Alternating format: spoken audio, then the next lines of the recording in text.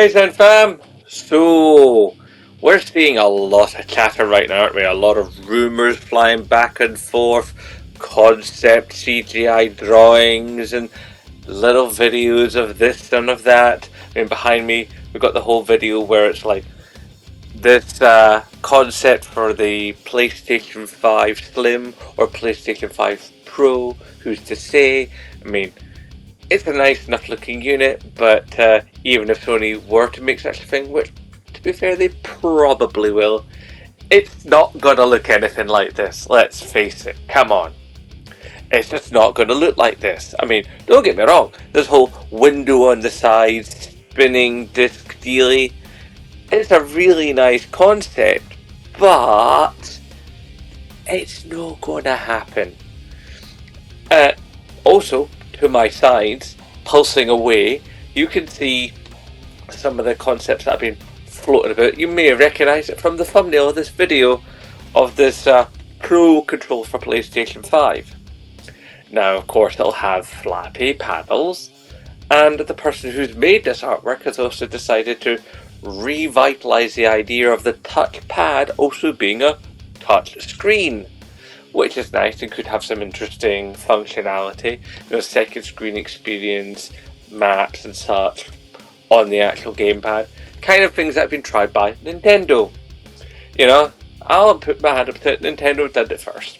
Nintendo did everything first, they've been around forever, come on. But there's all these ideas floating about, and the one thing always has to be asked, well, two things that have to be asked really is, first of all, how much? And secondly, are they really needed?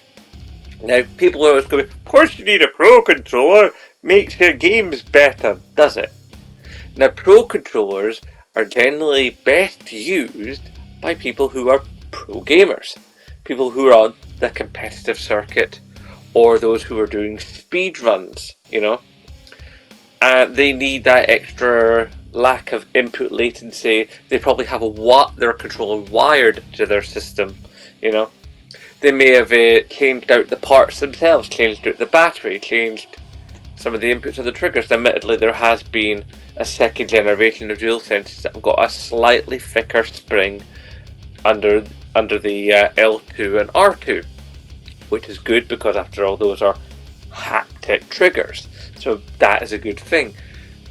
I mean, the one thing I would like, admittedly, if this Pro controller at my side here did exist, I would like that when I turned it on, my logo would spin, sort of and say, "Welcome Zen look." That would be nice.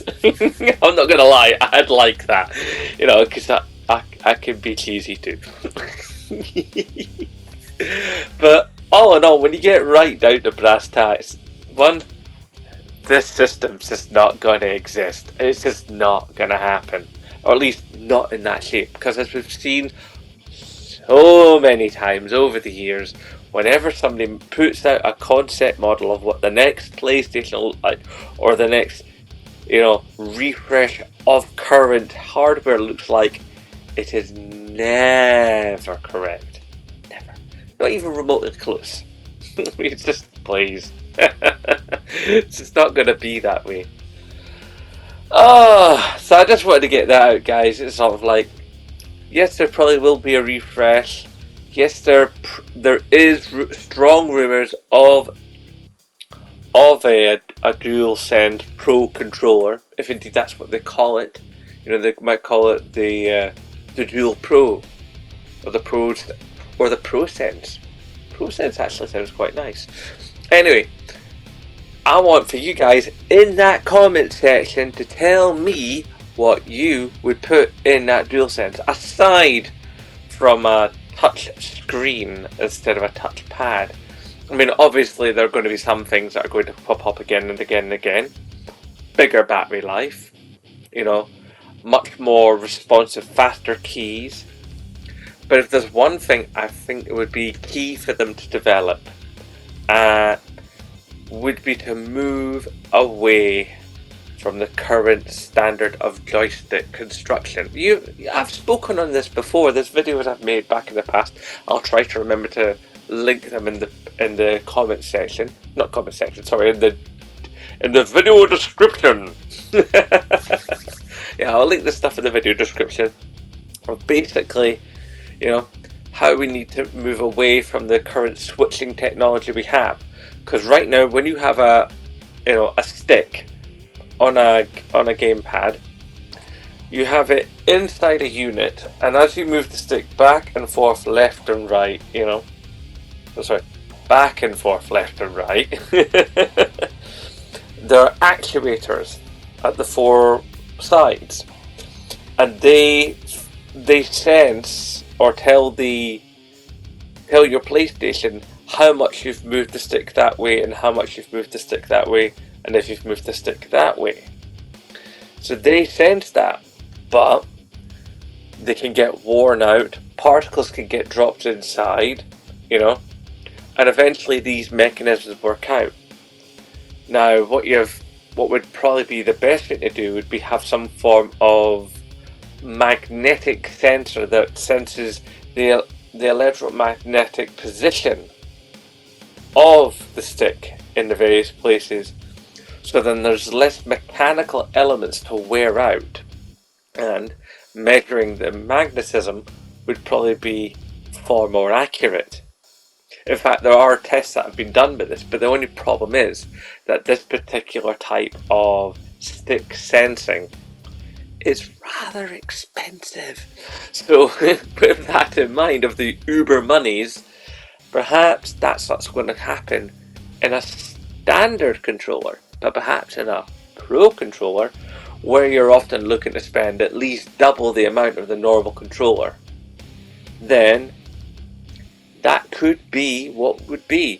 Maybe the grip underneath might have to be increased for the paddles.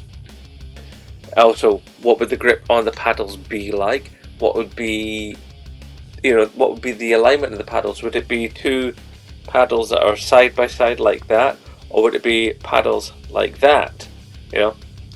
And how do you make sure that you don't get a misfire in the paddles? Because that can happen. Many interesting ideas. Perhaps an upgrade to the microphone, so that the sound that's heard by and transported to your friends and other lobby pals within an online game would be a bit clearer. That would be nice. And considering that I right now am too poor to afford another microphone, that would be the way I would get a better microphone. Although there's a chance, as someone out there in the ZenFam has said, they might be able to get me another microphone. If that's the case, then, and I get that new microphone, then hopefully it's compatible with my system. And if it is, then I'll be able to have nice sound again. Which I want to give you guys the best, That's how I roll. I want to make sure that these videos have got good production values, that I know what I'm talking about, and that you can listen without any background gubbins or whatever. I want my videos to be the nicest they can for you. Okay, so like I said, typey down below. Let bloke know what you would like to see in a PlayStation 5 Slim or Pro model, and what definitely you would like to see happen to a Pro controller for PlayStation 5. We can even change the names if you want. Go hog wild. Okay guys, I'm gonna love you and leave you. You know the drill. # support Scottish YouTubers. And of course, as always, nae bother.